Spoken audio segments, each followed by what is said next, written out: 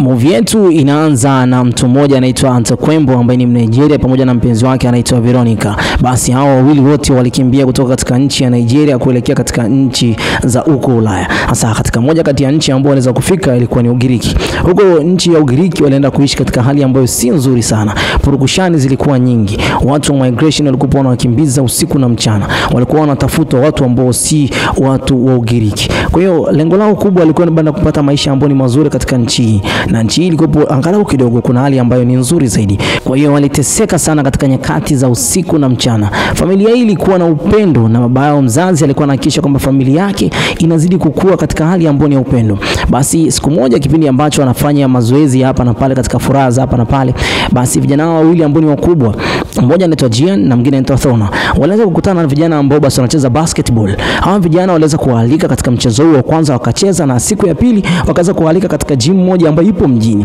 Gym hii ilikuwa huko mjini, ilikuwa ni gym ambayo inaweza kuwafundisha vijana wengi katika swala zima la basketball. Vijana hao wawili baada ya kuweza kufika katika gym hiyo waliweza basi kukutana na mmoja kati ya kocha. Kocha huyu aliweza basi kuahidi kwamba kama wataenda kuwaambia wazazi wao kwamba wao wenyewe binafsi wamependa kucheza katika eneo hili la basketball ambalo liko huko mjini, basi wazazi wao baada ya kuweza kusaini karatasi hizo watakuwa wanaweza kuruhusiwa kucheza pale bure siku hadi siku, kulingana kwamba walikuwa ni warefu na walikuwa ni vijana ambao wanajituma sana. Baba wao mzazi alichukia sana jambo lile kwa sababu alikuwa anajua kabisa kwamba watoto wake hawana uhalali wa kwenda kuishi katika nchi, na kama watagundulika kwamba ni watu ambao ni wa Nigeria waliweza kuzaliwa katika nchi ya Ugiriki itakuwa ni noma sana. Basi huyu mzee pamoja na mke wake wanaweza kuwakaripia sana watoto wake, na mwisho wa siku mke wake alienda kumshawishi mume wake na kuweza kuambia kwamba waache watoto waweze kufanya kile ambacho wanakipenda kwa muda huo. Kwanza kabisa wameshakuwa wakubwa. Baba yake mzazi akasema kwamba nchi inatugaia elimu bure, inagawa elimu bure kwa watu ambao wanaishi katika nchi. Kwa hiyo waache watoto tu wapate elimu. Lakini mke wake akazidi kumuinsist na kumwambia kwamba ni bora watoto wapate kazi ambayo itawapa basi angalau nguvu katika siku za usoni, wapate pesa, wapate vitu ambavyo wanavihitaji, hatuwezi kuishi nao hapa milele. Basi pamoja na yote hayo, basi mume wake aliweza kukubaliana na jambo hili. Mwisho wa siku akasaini ile karatasi, vijana wao wakaanza kufanya mazoezi katika moja kati ya gym hiyo. Basi vijana wao walizidi kufanya mazoezi siku hadi siku, lakini pia kocha alizidi kumwamini kijana huyo anaitwa Thona. Thona alikuwa ni mmoja kati ya mtu ambaye ana uwezo wa kuweza kuilead timu katika sehemu mbalimbali. Mzee wake siku moja kaenda basi kutembelea katika eneo la mazoezi, akagundua kwamba vijana wake wanafanya vizuri. Basi Antakwembo alikuwa ni mmoja kati ya mtu ambaye anafanya vibarua vya hapa na pale kuhakikisha kwamba familia yake inakuwa salama. Siku hadi siku alikuwa anazidi basi kuhakikisha kwamba familia yake inaendelea basi kutimiza yale ambayo wanahitaji wao. Sasa mambo ambayo ni mazuri zaidi kwamba Thona alikuwa ni mmoja kati ya player ambaye anafanya vizuri sana katika michezo mbalimbali, na kila mechi alikuwa anahakikisha kwamba angalau anafunga magoli sana. Sasa hichi kilikuwa kinamfanya basi kocha azidi kumpenda siku hadi siku. Mambo yakazidi kuwa mazuri katika players tofauti tofauti. Wazazi walikuja kushtukia siku moja mtoto wao ambaye ni Thona, kuna moja kati ya timu ilikuwa imeweza basi kumhitaji yeye kucheza katika timu yao, na walikuwa wameshaweza kutoa moja kati ya bank statement, yani ni kama vile advance pesa ambayo unapaswa basi familia hii iweze kuipata kabla ya kijana wao kuweza kujiunga na timu hiyo.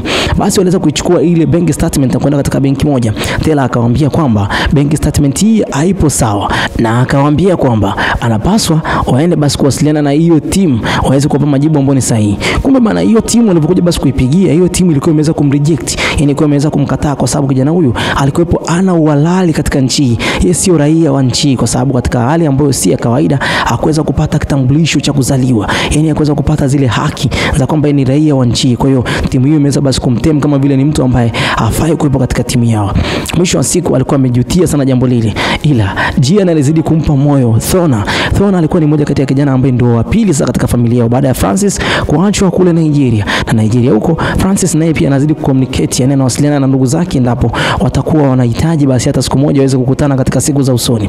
Sasa Gian aliweza kulichukulia jambo lile kama vile ni familia inaenda kuanguka, akalifaa lile jambo, akaanza kufanya mazoezi kwa hali na mali. Familia nzima ilikuwa katika kipindi ambacho ni kigumu sana, lakini pia na yeye mwenyewe binafsi alihakikisha kwamba atakuwa katika kipindi ambacho ni sahihi. Kumbe baba yake mzazi alikuwa ni mmoja kati ya player, yani mchezaji bora sana, ila familia hii kibaya zaidi ni kwamba hata walipokuwa wanacheza basi mchezo wa basketball, familia hii walikuwa basi vijana wawili wanashare kiatu, yani mmoja anacheza mwingine anabaki nje, kisha baada ya hapo wanabadilishana tena kiatu kile kile. Basi baba yao mzazi baada ya kugundua jambo lile, siku moja akaamua basi kuwanunulia viatu, akawapa basi surprise, na mwisho wa siku vijana hao walifanyia mazoezi viatu vile wakaanza basi kuonekana kama vile ni vijana ambao walikuwa na uchu sana katika swala zima la kufanikisha kwamba familia yao siku moja iweze basi kupata pesa kidogo. Na walikuwa na msemo mmoja, kama mtu mmoja katika familia akiweza kushinda, basi ni familia nzima imeweza kushinda. Kijana huyu mdogo ambaye anaitwa Gian alizidi kuonekana kama vile ni kijana ambaye anajituma sana, na mwisho wa siku alimuuliza baba yake mzazi kwa nini kwamba watu wao wa huku Ugiriki wanatuchukia sana. Baba yake mzazi akamwambia kwamba hata kama wanatuchukia, cha kufanya wewe ni kwamba unatakiwa utimize yale ambayo ni ya kwako wewe unayohitaji uko moyoni mwako. Acha kuangalia watu wanavyokupenda au wanavyokuchukia. Mwisho wa siku kijana huyu alizidi basi kutimiza yale ambayo yalikuwa ndani ya matakwa yake.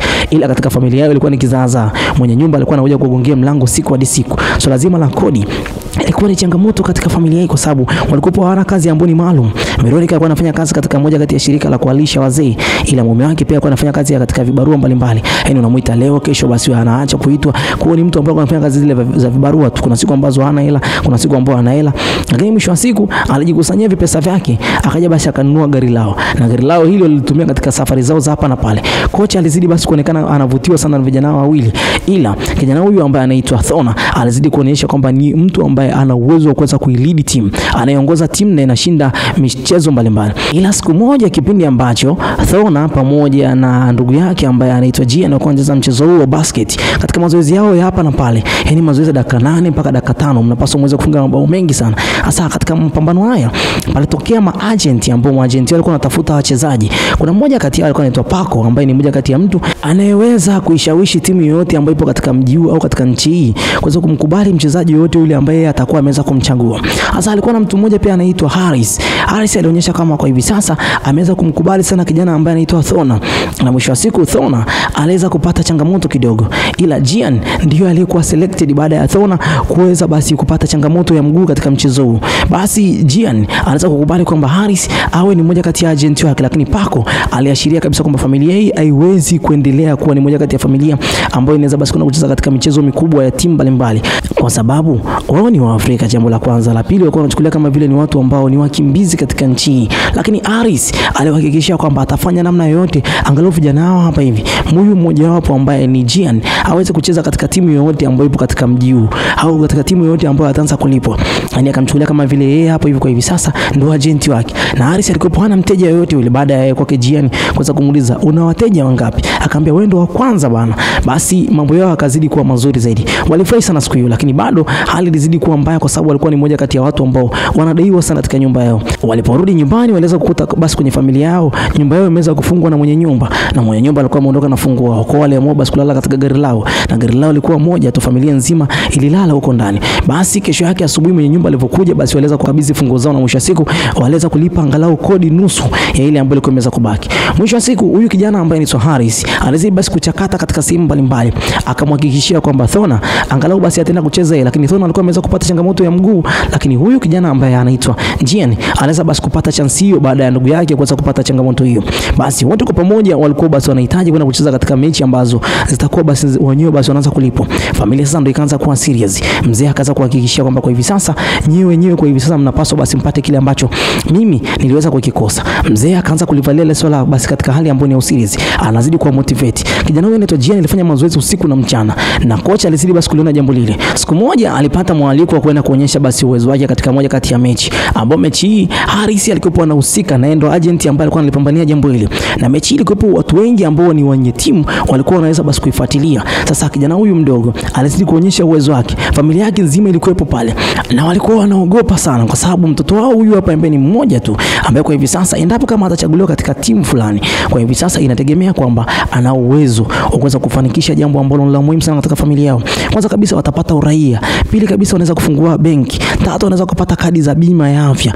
Kwa hiyo familia nzima ilikuwa katika kipindi ambacho wanatamani basi hata siku moja mambo haya yaweze kutimia. Ila kizuri ni kwamba huyu mwamba ambaye anaitwa Gian anaweza kukamilisha jambo lile. Ila huku nyumbani sasa baada ya kuweza kurudi tunaonyeshwa kwamba yule mtu anaitwa Paco ambaye alikataa familia hii mara ya kwanza katika mechi ya kwanza kabisa na kuweza kumwambia Harris kwamba watu hawa hawawezi basi kusainiwa katika timu yoyote ile, aliwafuata tena katika nyakati za usiku na aliweza kuambia kwamba kwa hivi sasa naweza basi nikawachukua na naweza basi nikawapeleka katika timu timu fulani. Yani ameamua kumzunguka Harris tena kwa mara nyingine. Lakini huku huyu mwamba anaitwa Gian alikuwa ameshakubaliana na agent wake ambaye ni Harris. Kwa hiyo akaona kwamba hapana, siwezi kumwangusha agent wangu ambaye anaitwa Harris. Wakaweza kuikataa ile ofa kwa sababu alikuwa anampa euro 500 ambazo basi familia nzima iliweza kuikataa baada ya kuweza kuidiscuss. Sasa katika kipindi hichi Paco hakuweza kuamini kwa sababu familia nzima iliweza kumkataa kabisa. Nyakati hizo Harris naye aliweza kuingia pale na aliweza kupata taarifa mpya kwamba sasa hivi aendi kucheza tena Spain, kwa sababu alikuwa anaamini kwamba kule Spain akienda changamoto kubwa ilikuwa ni visa ya familia yake nzima kuweza kuondoka nayo, kwa sababu Harris alipambania jambo hilo, mwisho wa siku akawa ameweza kupata changamoto kubwa sana kuweza kupata visa za familia nzima. Basi nyakati hizo anaweza kupata taarifa mpya kwamba kwa hivi sasa kijana huyu mdogo ambaye ni Gian anatakiwa aende katika NBA draft. Familia nzima iliweza kushangaa na mwisho wa siku waliweza kufurahi sana. Lakini nyakati hizo ilikuwa ni kipindi ambacho huko US Marekani kijana huyu mdogo ambaye ana miaka 17 kama akifanikiwa kuweza kuchaguliwa, basi familia nzima ndio imetoka kimaisha. Basi Harris aliweza kupanga safari nzima na vijana hao, basi waliweza kufika katika nchi ya Marekani. Baada ya kufika huko hali ilikuwa si shwari sana. Walikuwa wanategemea kuona jina lao katika nyakati ambazo ni za kwanza kabisa, lakini kibaya zaidi ni kwamba majina 14 aliweza kutajwa katika NBA draft, lakini kibaya zaidi jina lake ndilo ambalo lilikuja kutajwa katika nafasi ya mwisho kabisa. Na watu wengi walikuwa wanategemea kwamba kijana huyu endapo kama atatajwa, basi ndio kwanza maisha yao yatakuwa yameweza kubadilika. Wote kwa pamoja katika simu mbalimbali. Francis akiwa kule Nigeria aliweza kufurahi sana baada ya kusikia kwamba ndugu yake ameweza kutajwa katika kipindi hichi. Mama yake mzazi naye aliweza kufurahi sana, baba yake naye aliweza kufurahi sana, lakini kibaya zaidi ni kwamba Paco naye alikuwa anatazama NBA draft ambayo ilikuwa ni ya mwaka 2013. Aliweza kuchukia sana baada ya kuweza kumuona Gian akiwa ameweza kuchaguliwa kuingia katika NBA. Baada ya hapo maisha ya familia yake nzima yalikuja basi kubadilika, wote kwa pamoja wakapata uraia wa Marekani. Na mwaka 2014 kijana huyo mwingine ambaye ni Tothon naye pia alianza kucheza katika moja kati ya timu ya huko Marekani. Ukubwa ulizidi kuonekana katika familia hii, na pia hata familia hii nzima ilikuja basi kufanikiwa kuweza kufungua foundation. Hii ni story ambayo ni ya kweli iliweza kujitokeza. Bana, dondosha comment yako hapo chini uniambie umeonaje kazi hii. Bye bye for now.